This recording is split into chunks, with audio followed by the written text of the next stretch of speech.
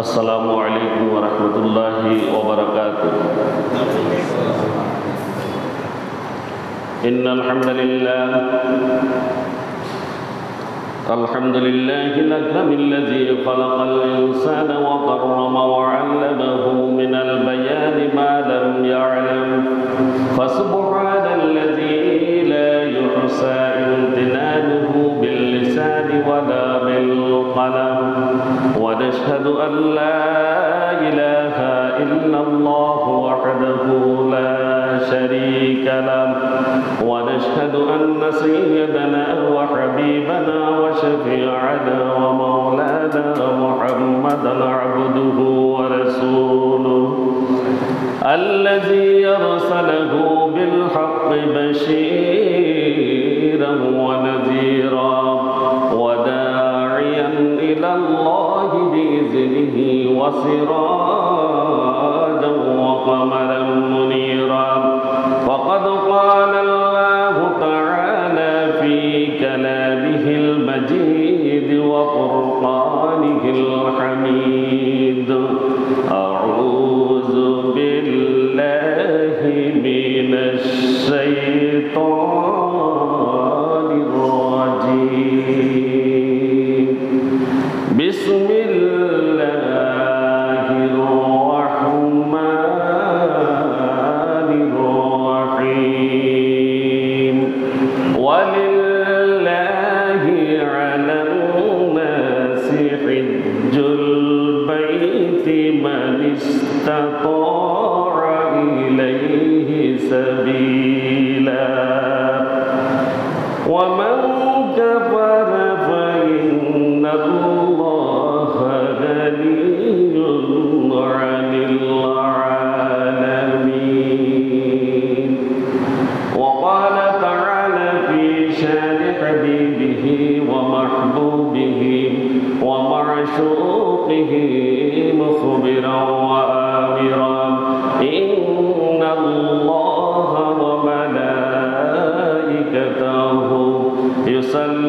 يصلون على النبي يا أيها الذين آمنوا صلوا عليه وسلموا تسليما اللهم صل على سيدنا مولانا محمد وعلى آل سيدنا مولانا محمد محمد সাথে সকলে যারা পড়ি اللهم صل على سيدنا مولانا محمد وعلى آل سيدنا مولانا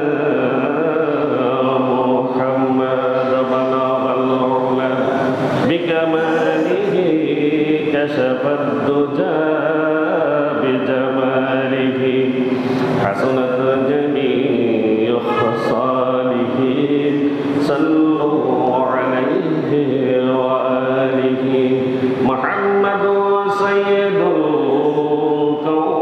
الكونين والثقلين والفريقين من عرب ومن عجم بلغ العلا بكماله كشف الدجى بجماله حسنت جميع خصاله صلوا عليه وآله نبينا الآمر النهي فلا أحد أبر في قول لا منه ولا نعمي بلغ العلا بكماله كشف الدجى بجماله حسنت جميع خصاله صلوا عليه وآله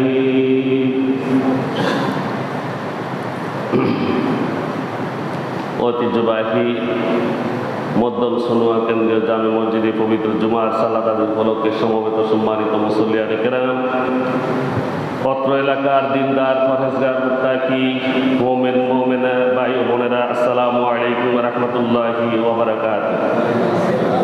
মহান আল্লাহ সুবহানাহু ওয়া তাআলার শুকরিয়া জ্ঞাপন করছি যে আল্লাহ সুবহানাহু ওয়া তাআলা সুস্থতার সাথে আমাদেরকে আগেভাগে মসজিদে সমবেত হওয়ার তৌফিক এনায়েত করেছেন। এই জন্য মহান মুনিবের দরবারে অন্তর থেকে শুকরিয়া আদায় করি, প্রত্যেকে বলি আলহামদুলিল্লাহ।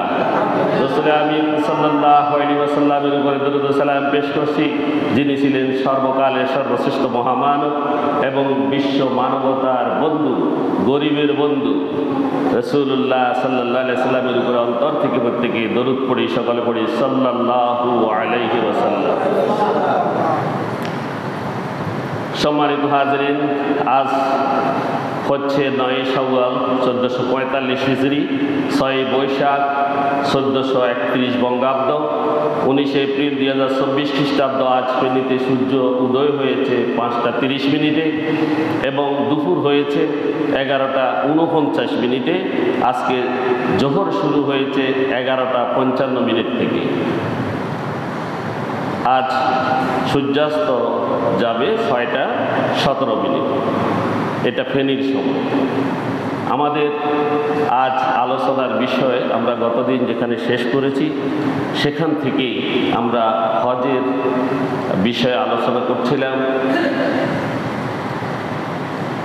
মহান আল্লাহ সুবহানাহু ওয়া তাআলা তার ঘরকে পবিত্র রাখার নির্দেশ দিয়েছেন। এখানে আমরা শেষ করেছিলাম, তা আমরা এখান থেকে শুরু করছি। মহান আল্লাহ সুবহানাহু ওয়া তাআলা কাবা ঘর পবিত্র রাখার নির্দেশ দিয়েছিলেন। কেন পবিত্র রাখার নির্দেশ দিয়েছিলেন? কাবা ঘর কি অপবিত্র রাখার জায়গা কিনা? এই অপবিত্রতাটা কি? এটা কি শুধু ময়লা আবর্জনা? কি এটা শুধু ময়লা আবর্জনা নয়।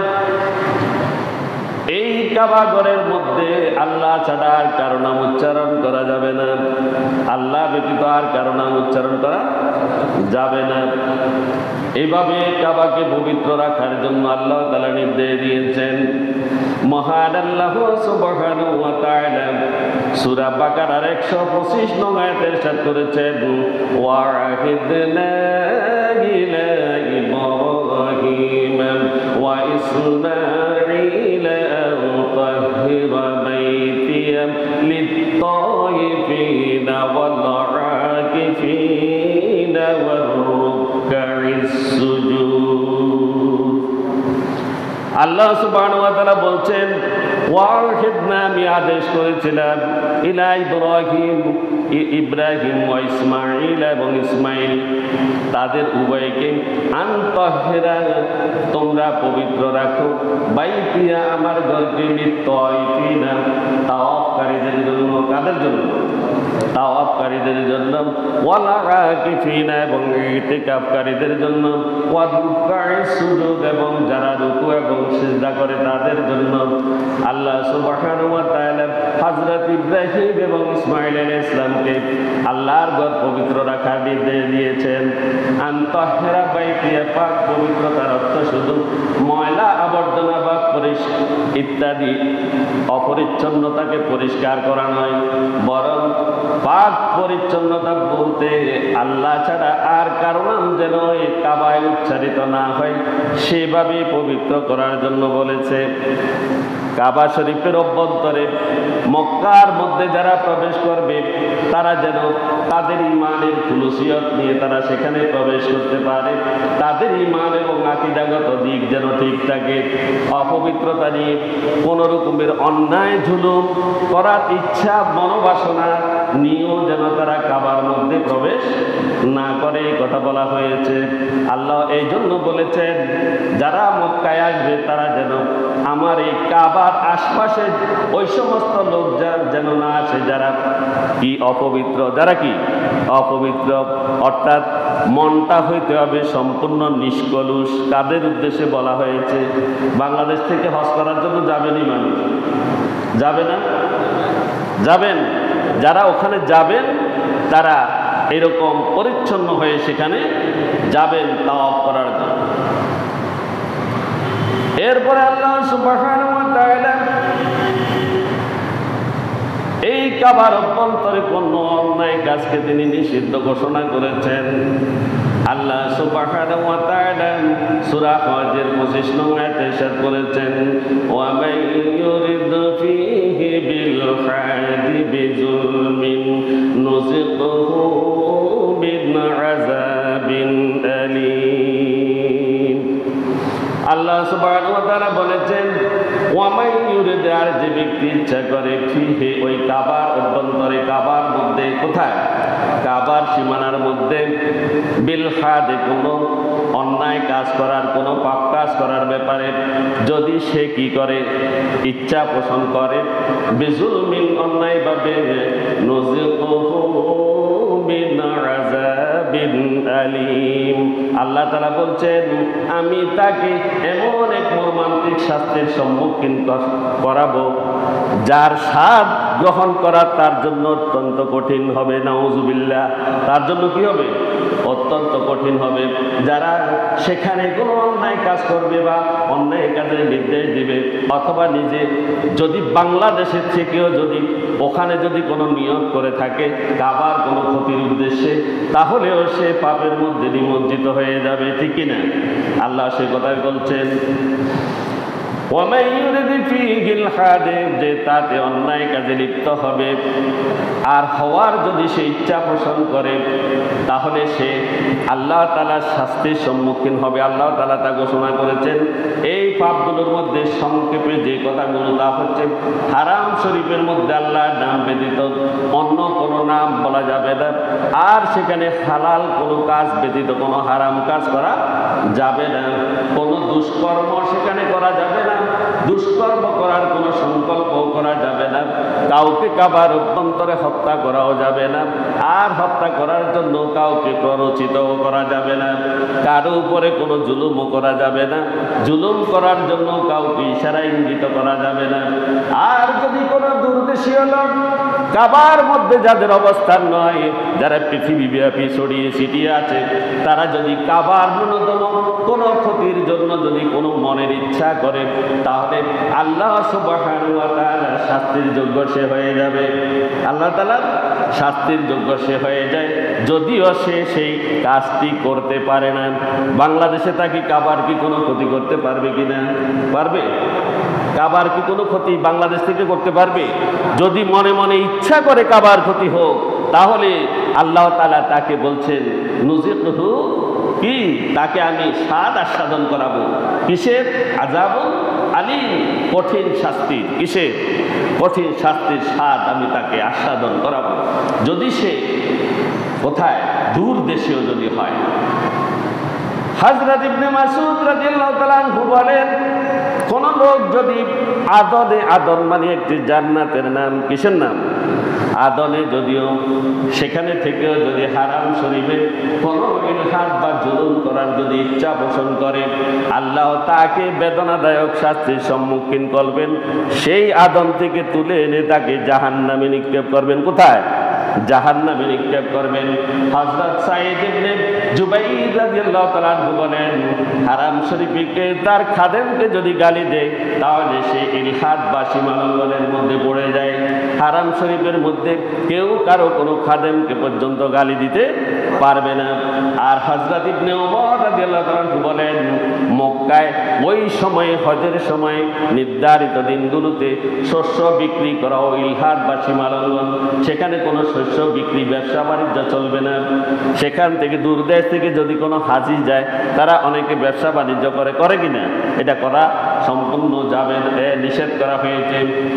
হাবিব ইবনে আবি সাবিত রাদিয়াল্লাহু তাআলা আনহু বলেছেন, উচ্চ মূল্যে বিক্রির জন্য যদি কাবার আশেপাশে যদি কোনো কি করে, কোনো শস্য যদি তারা মজুদ করে ফেলে চড়া মূল্যে বিক্রি করার জন্য, এটাও ইলহাদ বা সীমালঙ্ঘন, তাহলে সেও আল্লাহ সুবহানাহু ওয়া তাআলার শাস্তির মধ্যে পড়ে যাবে। সুতরাং যারা কাবা শরীফে হজ করতে যাবে, এই সমস্ত কাজগুলো থেকে তাদেরকে সম্পূর্ণ বিরত থাকতে হবে। কাবায় প্রবেশের যারা বাধা দেয় আল্লাহ সুবহানাহু ওয়া তাআলা এরপর বলছেন যারা কাবায় প্রবেশে বাধা দেয় আল্লাহ তাআলা তাদেরকে শাস্তি দিবেন। কি করবে? কাবায় প্রবেশে যদি কেউ বাধা দিয়ে থাকে তাদেরকেও আল্লাহ শাস্তি দিবেন। মহান আল্লাহ সুবহানাহু ওয়া তাআলা সূরা আনফালের ৩৬ নং আয়াতে ইরশাদ করেছেন ওয়া মা লাহুম আল্লা ইউআযযিবাহুমুল্লাহু ওয়া হুম ইয়াসুদ্দুনা আনিল মাসজিদিল হারাম ওয়া মা কানু আউলিয়াহু ইন আউলিয়াহু ইল্লাল মুত্তাকুন ওয়ালাকিন্না আকসারাহুম লা ইয়ালামুন। আল্লাহ সুবহানাহু ওয়া তাআলা কাবায় প্রবেশে যারা বাধা দেয়, যারা বাধা প্রদান করে, বাধা প্রদান করে কিনা? করে না? ঘর থেকেও বাধা আসে, আসে কিনা? নিজের ঘর থেকেও বাধা আসে, দেশ থেকে বাধা আসে, আসে কিনা? আবার ধর্মীয় দিক থেকেও বাধা আসে, আসে কিনা? ঘরে স্ত্রী বাধা দেয়, বসে যাইও না, পরের বসে যাইও, দেয় কিনা? দেয় কিনা? বাধা দেয়। এরপরে রাষ্ট্রীয় বাধা কি? রাষ্ট্রীয় বাধা বললে কেউ কেউ হয়তো না বুঝে নাখোশ হবেন আমার উপরে। পৃথিবীর সকল দেশে হজ করার জন্য বিমান ভাড়া কমে গিয়েছে, আমাদের দেশে তার ৩ গুণ বেড়েছে। উমরা করতে অন্যান্য দেশে গিয়ে তাদের খুব অল্প খরচে তারা উমরা করে ফেলতে পারে। আমাদের 1,30,000 হইলে তার কোনো সেবা নেই, 1,50,000 টাকা দিলে তার সেবা আছে। কি এক কঠিন পরিস্থিতি, হজ করাকে আমাদের দেশে কঠিন করে ফেলা হয়েছে। আল্লাহ আমাদের হেদায়েত নসিব করুন। যদি কোনো না কোনো পথে যদি বাধা প্রদান করা হয়, আল্লাহ তাদের উদ্দেশ্যে বলছেন ওয়া মা লাহুম আল্লা ইউআযযিবুহুমুল্লাহ, আল্লাহ তাআলা কেনই বা তাদেরকে শাস্তির সম্মুখীন করবেন না। ওয়া হুম ইয়াসুদ্দুনা, আর তারা পথ রোধ করেছে, পথ বন্ধ করে দিয়েছে আনিল মসজিদিল হারাম, মসজিদে হারামে আসতে। মসজিদে হারামে আসতে, কথাটা খেয়াল করেন, মসজিদে হারামে আসতে তারা প্রতিবন্ধকতা সৃষ্টি করেছে। এটা প্রতিবন্ধকতার পর্যায়ে পড়ে কিনা? পড়েনি? পড়ে। আল্লাহ আমাদের হেদায়েত নসিব করুন। ওয়া মা কানু আউলিয়া, আর তারা অনেকেই মনে করে কাবার অভ্যন্তরে অনেক ইহুদিনা ছাড়া ছিল যারা রাসূল সাল্লাল্লাহু আলাইহি ওয়াসাল্লামকে মক্কা থেকে বিতাড়ন করেছে। করেছে কিনা? মক্কা থেকে রাসূলকে বিতাড়ন করার পরে তারা কাবার অভিভাবক বনে গিয়েছে। কি হয়ে গিয়েছে? কাবার অভিভাবক বনে গিয়েছে। তারা বলে আমরা কাবার অভিভাবক, আমরা এই কাবার সেবক। আল্লাহ কি বলছেন? ইন্না আউলিয়াহু ইল্লাল মুত্তাকুন, আল্লাহর ঘরের অভিভাবকরা হবে কেবল মুত্তাকি, যারা আল্লাহকে ভয় করে। তারা যারা আল্লাহকে ভয় করে, এরা ছাড়া আর কেউ আল্লাহর ঘরের অভিভাবক হতে পারবে না। শুধু কি কাবা? শুধু কি কাবা? আপনার এই মসজিদ আল মসজিদু বাইতুল্লাহ, আল মসজিদু বাইতুল্লাহ, মসজিদ কার ঘর? আল্লাহর ঘর। আল্লাহর ঘরের সেবক কারা? আল্লাহর ঘরের অভিভাবক কারা হবেন? আল্লাহ বলছেন, কোরআনে বলছেন, আমি বলছি কিনা? আল্লাহ বলছেন ইন্না আউলিয়াহু ইল্লাল মুত্তাকুন, আল্লাহর ঘরের অভিভাবক হবে মুত্তাকিরা, যারা আল্লাহকে ভয় করে। তারা যারা আল্লাহকে ভয় করে তারা। ওয়ালাকিন্না আকসারাহুম লা ইয়ালামুন, কিন্তু তাদের অধিকাংশই এমন রয়েছে যে তারা কিছুই জানে না। He doesn't know what he don't know, he doesn't understand what he don't understand. সে কি জানে না সেটাও জানে না, কি বোঝে না সেটাও বোঝে না, আর বলে আমি মসজিদের সভাপতি হতে চাই, আমি কাবার অভিভাবক হতে চাই। আবু জেহেল কাবার অভিভাবক হতে চেয়েছে, আবু লাহাব, উতবা, সাইবা, এরা সব কাবার অভিভাবক বনে গিয়েছে। আল্লাহ সুবহানাহু ওয়া তাআলা তাদেরকে রেখেছেন কিনা? রেখেছেন? রেখেছেন, একটাকেও রাখেননি। আল্লাহ বলছেন মুশরিকরা কখনো আল্লাহর ক্ষমা পাওয়ার যোগ্য নয়, মুশরিকরা আল্লাহর শাস্তির যোগ্য। রাসূল সাল্লাল্লাহু আলাইহি ওয়াসাল্লাম শুধুমাত্র একটি বছর এই মুশরিকদের জন্য, যে বছর রাসূল সেখানে মক্কা বিজয় করে, যখন সেখানে গিয়েছিলেন তাওয়াফ করার জন্য, সে বছর মুশরিকেরা এসেছিল নগ্ন, অর্ধনগ্ন, পুরুষ এবং মহিলারা নগ্ন অবস্থায় তারা কাবা শরীফকে তাওয়াফ করছিল। আর ওই বছর রাসূল সাল্লাল্লাহু আলাইহি ওয়াসাল্লামের দোয়ার বরকতে আল্লাহ সুবহানাহু ওয়া তাআলা এই কোরআনে বলছেন, এই আয়াতের তাফসীর কারগর উল্লেখ করেছেন যে রাসূল সাল্লাল্লাহু আলাইহি ওয়াসাল্লামের দোয়ার বরকতে তাদেরকে সেই বছর শাস্তি থেকে আল্লাহ সুবহানাহু ওয়া তাআলা নিষ্কৃতি দিয়েছিলেন। আর বাকি বছরগুলোর জন্য বলা হয়েছে কি, তারা এখানে যে যেন তেনভাবে আসতে পারবে না, তারা কাবার কোনো অভিভাবক হতে পারে না, তারা এখানে থাকতেই পারবে না।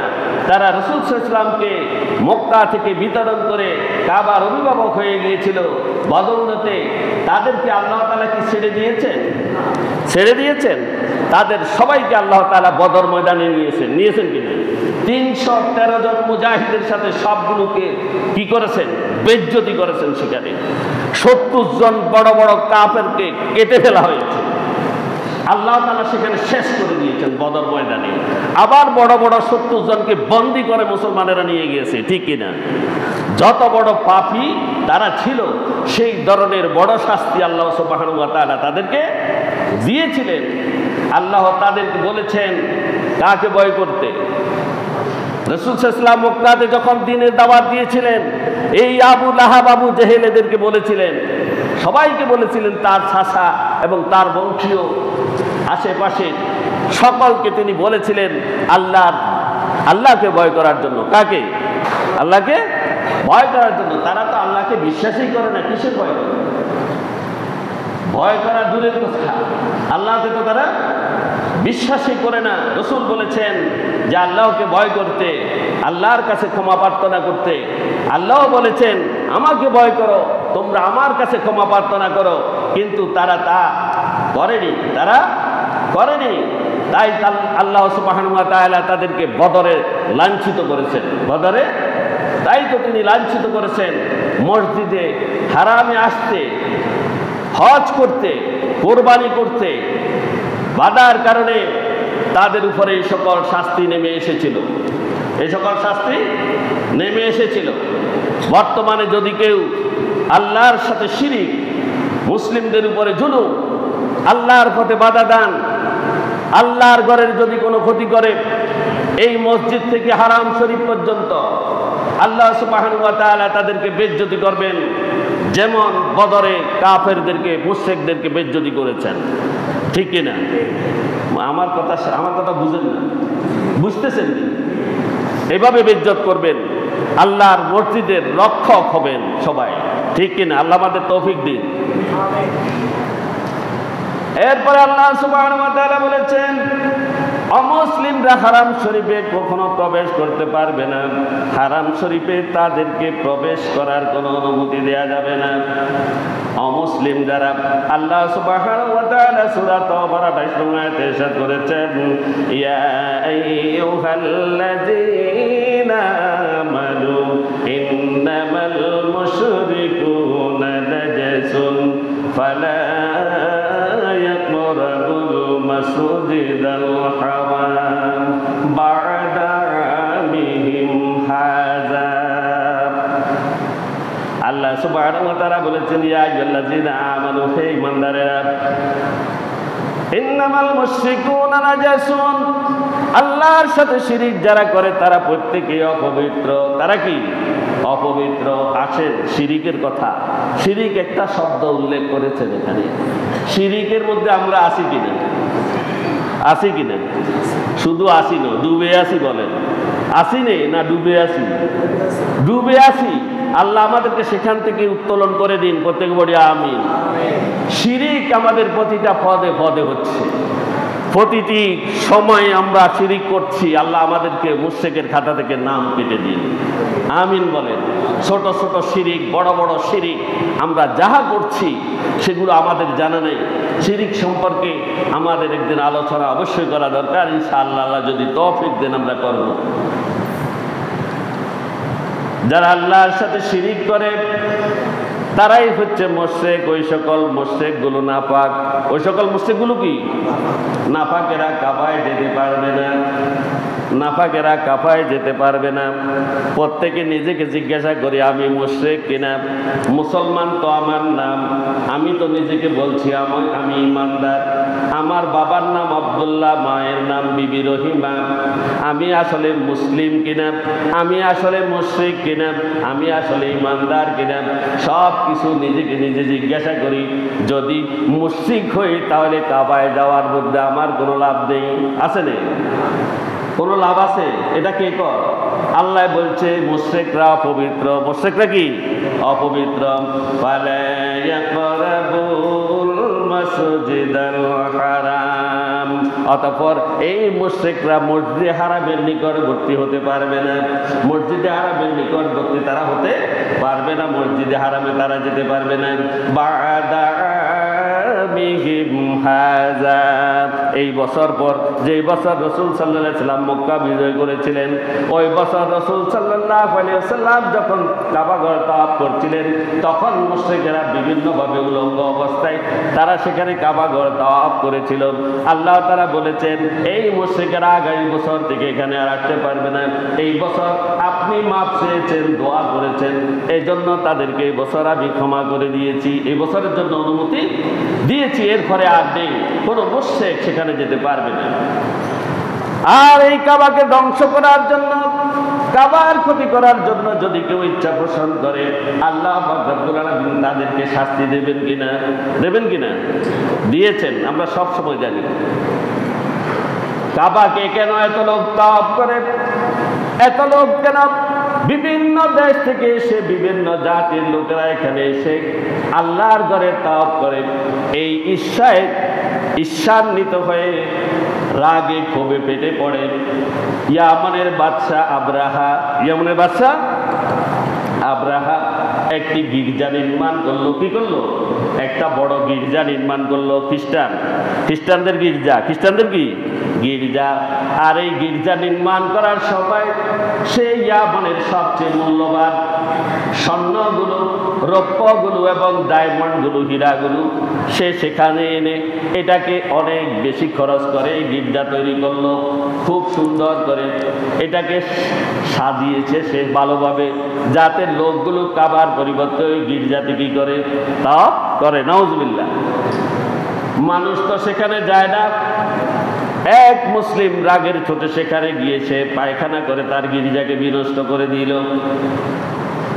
আবরাহা পরবর্তীতে রাগে ক্ষোভে কাবাকে ধ্বংস করার জন্য আসছিল। এসেছে কিনা? এসেছে।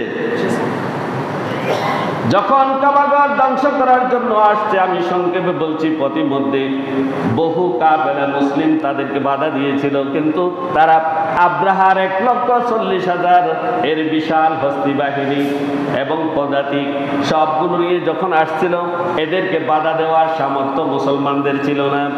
তখন তারা পরাজিত হলো। অবশেষে কাবার অভ্যন্তরে প্রবেশের পূর্বক্ষণে সে কি থামলো, তার কাফেলা থেমে সে কি করলো? আবু তালিবের 200 উট সেখানে নিয়ে আসলো। আব্দুল মুত্তালিব রাসূল সাল্লাল্লাহু আলাইহি ওয়াসাল্লামের দাদা, রাসূল সাল্লাল্লাহু আলাইহি ওয়াসাল্লামের দাদা তার 200 উট সেখানে বন্দী করে নিয়ে আসলো। উদ্দেশ্য হলো কাবার বিষয়ে আব্দুল মুত্তালিব এসে ফয়সালা করবে, কারণ আব্দুল মুত্তালিব হচ্ছে কাবা শরীফের কি পরিচালক। তখন সেখানে কাবার এলাকার নিয়ন্ত্রণ করতেন কে? সর্দার ছিলেন আব্দুল মুত্তালিব। আব্দুল মুত্তালিব ফয়সালা করতে আসবে, কিন্তু আব্দুল মুত্তালিব সেখানে গেলেন। যাওয়ার পরে আল্লাহ সুবহানাহু ওয়া তাআলা আব্রাহার মাধ্যমে রাসূল সাল্লাল্লাহু আলাইহি ওয়াসাল্লামের দাদাকে সেখানে সম্মান দিয়েছেন কিনা? কেমনে সম্মান দিয়েছেন? আব্রাহা নিচে বসেছে, আব্দুল মুত্তালিবকে শেয়ার দিয়েছে। আল্লাহু আকবার। কাবার সেবককে শেয়ার দেয়া হয়েছে। আব্রাহা বসেছে কোথায়? নিচে। আব্দুল মুত্তালিবকে বলেন, আব্দুল মুত্তালিব আপনি কাবার বিষয়ে আমার সাথে কথা বলেন। আব্দুল মুত্তালিব বলে, আমি কাবারকে, আমি কাবারকে, কাবা তো আমার না, আমার 200 ওট আপনি নিয়ে এসেছেন, এই ওটগুলো আমাকে ফেরত দেন। আমি হচ্ছি ওটের মালিক, আমি কাবার মালিক নই। আপনি কাবার মালিকের সাথে ফয়সালা করেন। কার সাথে? কাবার মালিকের সাথে ফয়সালা করেন। সেখান থেকে 200 ওট নিয়ে আব্দুল মুত্তালিব কাবার দিকে রওনা হলো। তার ওটগুলো তিনি নিয়ে বাহিরে গেলেন এবং কাবার গেলাপ ধরে মহান আল্লাহকে বললেন, হে আল্লাহ, আব্রাহা 1,40,000 বিশাল বাহিনী নিয়ে আপনার ঘরকে ধ্বংস করতে এসেছে। আমাদের কাছে সৈন্য সামর্থ্য নেই, আমাদের কোনো সামর্থ্য নেই তাদেরকে বাধা দেয়ার। কাবার গেলাপ ধরে তিনি কান্নাকাটি করলেন আর কাবার সামনে সাবির ছোড়া রেখে দিয়ে কাবার আল্লাহকে বললেন, আপনার ঘরের রক্ষাকর্তা একমাত্র আপনি। এই কথা বলে পাহাড়ের পাদদেশ, পাহাড়ের পাশে গিয়ে আব্রাহা বাকি কাণ্ড কারখানা দেখার জন্য তিনি লুকায়িত থাকলেন। আব্রাহা তার বিশাল বাহিনী নিয়ে কাবার অভ্যন্তরে প্রবেশ করবে, তার আগে তার হাতিগুলো সেখানে দাঁড়িয়ে গেল। তার হাতিগুলো সেখানে দাঁড়িয়ে গেল আর সামনের দিকে আগায় না। হাতিকে মারতে মারতে রক্তাক্ত করে ফেলে, কিন্তু হাতির সামনে আগায় না। আব্রাহা হাতির সুরের মধ্যে লাঠি প্রবেশ করিয়ে তাকে রক্তাক্ত করে ফেলল, কিন্তু হাতি আর সামনের দিকে যায় না। যখন পিছনের দিকে হাতিকে ফেরায় সে দৌড় দেয়, সামনের দিকে আর আসে না। যখন বারবার চেষ্টা করছিল কাবার দিকে পৌঁছাতে, আল্লাহ সুবহানাহু ওয়া তাআলা তাকে শাস্তি দিয়েছিলেন কিনা? দিয়েছেন কিনা? আল্লাহ তাআলা জীবন্ত একটি সূরা রাসূল সাল্লাল্লাহু আলাইহি ওয়াসাল্লামের কাছে নাজিল করেছিলেন। সেই সূরাটার নাম কি? সূরা ফিল। সেই সূরাটার নাম কি? সূরা ফিল। এই সূরা ফিলকে ক্রস করে বর্তমানের ইসরায়েল এবং ইহুদিরা মিসাইল তৈরি করেছে। মিসাইল তৈরি করেছে। আমরা হতভাগা মুসলমানেরা কোরআন জানি না, আমাদের কোরআন আমাদের সাথে আছে, অথচ এই কোরআন আমাদের সাথে থাকার পরেও আমাদের প্রযুক্তি এগিয়ে যায়নি। ইহুদিরা এগিয়ে গিয়েছে, তারা এই সূরা ফিলকে ক্রস করে তারা কি কি তৈরি করেছে? মিসাইল তৈরি করেছে। কি তৈরি করেছে? মিসাইল তৈরি করেছে, এটাকে ক্রস করে।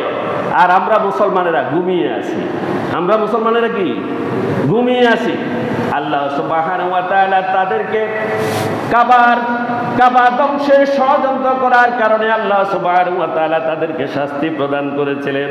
আল্লাহ সুবহানাহু ওয়া তাআলা রাসূল সাল্লাল্লাহু আলাইহি ওয়াসাল্লামকে জানিয়ে দিচ্ছেন, বিসমিল্লাহির রাহমানির রাহিম, আলাম তারা কাইফা ফাআলা রাব্বুকা বিআসহাবিল ফিল। আলাম তারা, হে নবী আপনি কি দেখেন নাই? কাইফা ফাআলা, কি রূপ করেছেন, রাব্বুকা আপনার প্রতিপালক, বিআসহাবিল ফিল, ওই হস্তি বাহিনীর সাথে। কাদের সাথে? ওই হস্তিওয়ালাদের সাথে, হাতিওয়ালাদের সাথে আপনার প্রতিপালক কি রূপ আচরণ করেছেন আপনি কি চোখে দেখেননি? আলাম ইয়াজআল কাইদাহুম ফি তাদলিল, তিনি কি তাদের সমস্ত চক্রান্তকে, ষড়যন্ত্রকে নস্যাৎ করে দেননি? ওয়া আরসালা আলাইহিম তায়রান আবাবিল, তাদের সেই সুসজ্জিত বিশাল হস্তি বাহিনীর উপরে তিনি যাকে যাকে পাখি প্রেরণ করেছিলেন, ওই পাখিগুলো সবগুলোর ঠোঁটে এবং তার পায়ের মধ্যে ছিল পাথরের নুড়ি। কি ছিল? পাথরের নুড়ি। সেগুলো বুলেট। সেগুলো কি? বুলেট। যার মাথার উপরে পড়েছে তার ফায়ু দেশ দিয়ে বেরিয়ে গেছে। আল্লাহু আকবার। যেই হাতির উপর দিয়ে পড়েছে, হাতির নাড়ি বুড়ি নিয়ে নিচের দিকে বেরিয়ে গিয়েছে। আর যার যেখানে পড়েছে সে মুহূর্তের মধ্যে তাৎক্ষণিক ইনস্ট্যান্টলি সে নিহত হয়েছে। আল্লাহু আকবার। কি রকম বিষ দিয়ে আল্লাহ সেগুলোকে পাঠিয়ে দিয়েছিলেন। وَأَرْسَلَ عَلَيْهِمْ طَيْرًا أَبَابِيلَ আল্লাহ তাআলা তাদের উপরে যাকে যাকে পাখি পাঠিয়েছিলেন। তারমিহিম বিহিজারাতিম মিন সিজ্জিল তারা তাদের পায়ে এবং ঠোঁটে করে তারা পাথরের নুড়ি বহন করেছিল। ওই নুড়িগুলো তারা নিক্ষেপ করেছিল। ফাজাআলাহু কাসফিম মাকুল ফলে তারা কেমন হয়েছিল? আল্লাহ বলছেন আমাদের দেশে গরু পালে কিনা, পালেন কিনা? গাভী গরু, বলদ গরু পালেন কিনা? পাললে ওই যে গামলার মধ্যে যখন তাদেরকে ঘাস দেয়া হয়, ওই ঘাসগুলোকে তারা খেয়ে তারা একবার পাকস্থলিতে ঢুকাই ফেলে, আর অবসর সময়ে তারা এগুলোকে এনে চিবায়, ঠিক কিনা? চিবে কিনা? এটাকে জাবর কাটা বলে, আমরা বলি জাবর কাটে। ওই জাবর কেটে ঘাসকে এনে যেভাবে চিবিয়ে ভুসি করে ফেলায়, আল্লাহ তাআলা আব্রাহার 1,40,000 বাহিনীকে এভাবে ভুসি বানিয়ে দিয়েছিলেন। সুবহানাল্লাহ। সুতরাং আল্লাহর ঘরের বিরুদ্ধে ষড়যন্ত্র, এখান থেকে কাবা পর্যন্ত কোন ষড়যন্ত্র কে বরদাস্ত করবেন না। আল্লাহ সুবহানাহু ওয়া তাআলা মুহূর্তের মধ্যে, নিমিষের মধ্যে শেষ করে দিবেন আব্রাহার বাহিনীর মতো। এটা কে বলছেন? আমি বলছি। আল্লাহ আগে বলছেন, আল্লাহ কি বলছেন? নুযিকুহু মিন আযাবিন আলীম আমি তাকে কঠিন শাস্তির স্বাদ আস্বাদন করিয়েই ছাড়বো। কে বলছেন? আল্লাহ। আচ্ছা, এরপরে আসেন, আল্লাহ রাব্বুল আলামিন আমাদের জন্য ইসলামের বুনিয়াদ কয়টি? 5টি। আমাদের ইসলামের খুঁটি কয়টি? 5টি। কালিমা, নামাজ, রোজা, হজ, যাকাত। আমরা এখন হজ নিয়ে আলোচনা করছি। এই 5টির মধ্যে কি হজ আছে? আছে কিনা? এই হজকে কেউ যদি অস্বীকার করে এবং হজের বিষয়ে যদি কোনো সন্দেহ করে বা কোনো গাফেলতি করে, অথবা সামর্থ্য হওয়ার পরে হজ না করে, অবহেলা করে, সে কি ইসলামের খুঁটিটা রাখলো? তাহলে সে দিনের মধ্যেই তো থাকলো না, যদি এটাকে অস্বীকার করে, ঠিক কিনা? তাকে এটা পালন করতেই হবে। আল্লাহ সে কথাই বলছে। আল্লাহ সুবহানাহু ওয়া তাআলা হজকে ফরজ করেছেন। আল্লাহ বলেছেন এই হজকে যারা অস্বীকার করে, তারা কুফরি করে, তারা কাফের। তারা কি? কাফের। আর মানুষকে আল্লাহ তাআলা বলছে, একটা আয়াত বলছে সূরা বাকারার মধ্যে, আল্লাহ বলছেন কাইফা তাকফুরুনা বিল্লাহি ওয়া কুনতুম আমওয়াতান ফাআহইয়াকুম সুম্মা ইউমীতুকুম সুম্মা ইউহয়িকুম সুম্মা ইলাইহি তুরজাউন। আল্লাহ মানব জাতিকে সতর্ক করেছেন সূরা বাকারার শুরুতেই। কাইফা তাকফুরুন, আল্লাহর সাথে কিভাবে কুফরি করো, আল্লাহর বিষয়াদি কিভাবে তুমি অস্বীকার করো, আল্লাহর বিধানকে কেন তুমি অস্বীকার করো, এটাকে কেন তুমি বিলীন করে দিতে চাও? তুমি কি এই কথা বুঝো না? তুমি প্রথম ছিলে মৃত, ওয়া কুনতুম আমওয়াতান, তুমি ছিলে মৃত। তুমি মৃত কোথায় ছিলে? মৃত কোথায় ছিলে? আমরা প্রথমে সবাই মৃত ছিলাম, এটা আমরা কয়জনে জানি? মৃত ছিলাম না? কোন জায়গাতে ছিলাম এটা আমরা বলতে পারি কিনা? আমাদের ফিতার ফিটের মধ্যে, ফিতার ফিটের মধ্যে আমরা মৃত অবস্থায় ছিলাম। যখন আমাদের পিতা মাতা দুইজনের মিলন হয়েছে, সেখান থেকে আমি এসেছি মাতৃগর্ভে। এরপরে আল্লাহ সুবহানাহু ওয়া তাআলা এই নাফাক পানিকে ইয়াখরুজু মিন বাইনি সুলবি ওয়াত তারাইব, যেই সবেগে স্থলিত নাপাক পানি থেকে আমাকে সৃষ্টি করা হয়েছে, তা নরের পৃষ্ঠস্থিত মেরুদণ্ড এবং নারীর বক্ষস্থিত অস্থি থেকে বেরিয়েছে। সেখান থেকে বের করে আল্লাহ সুবহানাহু ওয়া তাআলা এটাকে 7টি আবরণে, তার চারপাশ দিয়ে 7টি আবরণ দিয়েছেন, তিনি ছামড়া সৃষ্টি করেছেন। আর ওইখানে যাতে তার জন্ম পর্যন্ত অবিশুদ্ধ কোনো কিছু ঢুকতে না পারে, সুবহানাল্লাহ, পৃথিবীর কোনো কিছু যাতে ওখানে প্রবেশ করতে না পারে, এই জন্য সেটাকে এভাবে আল্লাহ 7টি স্তর করে দিয়েছেন। আল্লাহ বলছেন আমি সেখানে ফেরেশতা দ্বারা পরিচালিত করেছি। তার ভিতরে আমি ওই পানিটাকে আমি রক্তে পরিণত করেছি এবং ওই রক্তটাকে মাংসে পরিণত করেছি। ওই মাংসের মধ্যে আমি তোমার দেহাবয়ব সৃষ্টি করেছি, তোমার আকৃতি সৃষ্টি করেছি। ওটার মধ্যে আমি হাড় দিয়েছি, ওটার মধ্যে আমি তোমার ফালসগুলো দিয়েছি। সব কিছু ঠিকঠাক মতো করে দিয়ে মায়ের খাবারের সাথে তোমার খাবারের আমি সংযোজন করে দিয়েছি। তোমার মা ফসা জিনিস খেলেও তোমার কাছে বিশুদ্ধ জিনিস পৌঁছবে, ওখানে আমি সেই ব্যবস্থা করে দিয়েছি। 9 মাস থেকে 10 মাস 10 দিন পর্যন্ত তোমার মায়ের পেটে তোমাকে রেখেছি বিশুদ্ধ অবস্থায়। আমি আল্লাহ সুবহানাহু ওয়া তাআলা তোমাকে সেখানে লালন পালন করেছি নিজ কুদরতে। পৃথিবীর কেউ তোমাকে লালন পালন করেনি, আমি আল্লাহ একা তোমাকে আমি সেখানে সব করেছি। আজ পৃথিবীতে এসেছ গুন্ডামি করার জন্য, আমার বিরোধিতা করার জন্য, আমার ঘরের বিরোধিতা করার জন্য, আমার দিনের বিরোধিতা করার জন্য, আমার দিনের পক্ষে যারা কথা বলে তাদের বিরুদ্ধে অস্ত্র নিয়ে দাঁড়ানোর জন্য আমি তোমাকে এই জন্য নার্সিং করেছিলাম সেখানে। আল্লাহ প্রথমেই বলছেন কাইফা তাকফুরুনা বিল্লাহ, কিভাবে তোরা আল্লাহর সাথে নাফরমানি করস। আল্লাহ বলছে সে কথা। ওয়া কুনতুম আমওয়াতান, তুই ছিলি মৃত, ফাহইয়াকুম, এরপরে মায়ের পেটের ভিতরে তোকে আমি জীবন দিয়েছি। 10 মাস 10 দিন পরে বের করেছি দুনিয়াতে। এরপরে আমি তোকে, তুই অনাচার খেয়েছিস, তুই পায়খানা করে তোর পায়খানা তুই খেয়ে ফেলেছিস, তোর প্রস্রাব তুই খেয়েছিস, এবং তুই অনাচার গোবর টোবর যা আছে ধুলাবালি সব খেয়েছিস।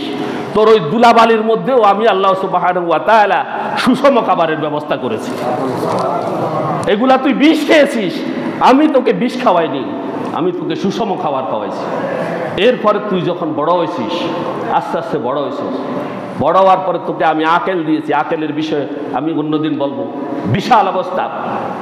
আমাদের এই মাথার মধ্যে 10,000 ক্যালোরি ওয়াটস স্টক আছে, 10,000 ক্যালোরি শব্দ। এই স্টক যদি বস্তিতে হয়,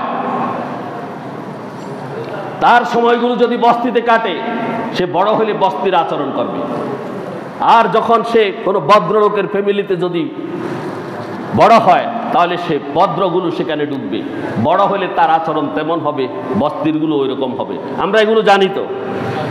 এছাড়াও এখানে আরো অনেক কথা আছে, ইনশাআল্লাহ অন্য সময় বলবো। এরপরে আল্লাহ তোমাকে জীবিত রেখে এই দুনিয়াতে পরীক্ষা করার জন্য শুধু পাঠিয়েছে, পাঠানোর পরে একদিন নিয়ে যাবে। ওয়া কুনতুম আমওয়াতান ফাআহইয়াকুম, তোমাকে আমি জীবিত রেখেছি 60, 70, 80 বছর, 90 বছর এই দুনিয়াতে আমার দিনকে প্রতিষ্ঠা করার জন্য, এবং তুমি জান্নাতের উপযোগী হয়ে গড়ে আমার কাছে আসার জন্য আমি তোমাকে হায়াত দিয়েছি। আকলও একখান দিয়েছি, পরীক্ষা করার ক্ষেত্রও দিয়েছি। আকল দিয়ে তুমি এই পরীক্ষায় উত্তীর্ণ হবে, এই জন্য তোমাকে আমি এখানে পাঠিয়েছি। আর তুমি ছিলে একটা ব্যাকল। এই ব্যাকলকে আল্লাহ বলছেন সুম্মা ইউমীতুকুম, ব্যাকল আকল আল্লাহ বেগুন আবার মরবি, আমি সবাইকে আবার মেরে ফেলবো। 70-80 হাজার বছর হইলে আবার মরেনি, মরে নেই, বছর হয়ে গেলে আবার মরে যায় না। মরে যাওয়ার পরে আল্লাহ বলছেন সুম্মা ইউহয়িকুম, কবর জগতে তুমি কিয়ামত পর্যন্ত দীর্ঘ সময় থাকার পরে সুম্মা ইউহয়িকুম, আমি তোমাকে আবার জীবিত করব, তোমাকে আবার জীবিত করব। এরপরে সুম্মা ইলাইহি তুরজাউন, অবশেষে তোমাকে আমার কাছেই ফিরে আসতে হবে। কার কাছে?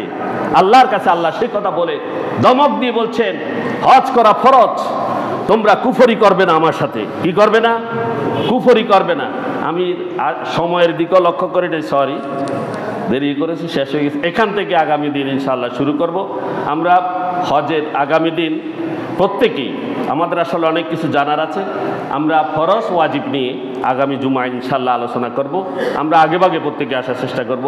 আল্লাহ আমাদের তৌফিক দিন। আমিন। ওয়া আখিরু দাওয়ানা আলহামদুলিল্লাহি রাব্বিল আলামিন। আসসালামু আলাইকুম ওয়া রাহমাতুল্লাহি ওয়া বারাকাতুহু। আচ্ছা, ওই আমাদের 30 রমজান পার হওয়ার পরে আমরা শাওয়ালের প্রথম তারিখে ঈদ পালন করেছি। এই শাওয়াল মাসে 6টি রোজা আছে। এই 6টি রোজা আপনারা বাকি 28-29 দিনের মধ্যে যে কোনো সময় 6টা রাখলে আল্লাহ তাআলা আপনাদেরকে পুরা বছরের রোজা রাখার সওয়াব দিবেন। তো এইভাবে আমরা প্রত্যেকে 6 রোজা রাখবো ইনশাআল্লাহ। আল্লাহ আমাদের তৌফিক দান করুন, আমিন।